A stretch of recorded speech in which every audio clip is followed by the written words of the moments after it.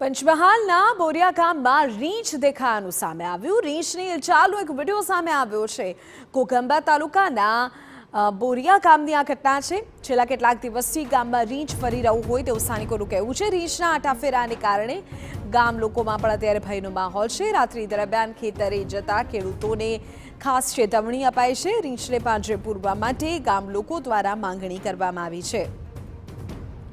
અમારા સંવાદદાતા નિકુંજ પટેલ વધુ જાણકારી આપી રહ્યા છે। નિકુંજ, શું સ્થિતિ છે ત્યારે? રીંછના કારણે લોકો ભયભીત છે, શું કાર્યવાહી આગળ વધી છે પકડવાને લઈને? ચોક્કસથી ઘોઘંબા તાલુકાનું જે બોરિયા ગામ છે ત્યાં છેલ્લા કેટલાક દિવસથી ગામમાં રીંછ ફરતું હોવાના જે મેસેજ હતા તે ફરતા થયા હતા અને આ સમગ્ર મામલે ગામજનો ભયભીત હતા। એ તમામ સંજોગોની વચ્ચે સીસીટીવી સામે આવ્યા છે। આ ગામમાં જે એક દુકાન છે તેના સીસીટીવી ની અંદર રીંછ જે છે તે ગામમાં ફરતું હોવાના દ્રશ્યો કેદ થયા છે। સમગ્ર મામલાને લઈને વન વિભાગ દ્વારા હાલ આ રીંછને પાંજરે પૂરવા માટેની કાર્યવાહી હાથ ધરવામાં આવનાર છે। તો સાથે સાથે ખેડૂતોને પણ ચેતવણી આપવામાં આવેલી છે કે રાત્રિના સમય દરમિયાન તેઓ સાવચેતીના પગલાં લઈ અને પોતાના ખેતરમાં જરૂર હોય તો જ અવર જવર કરે।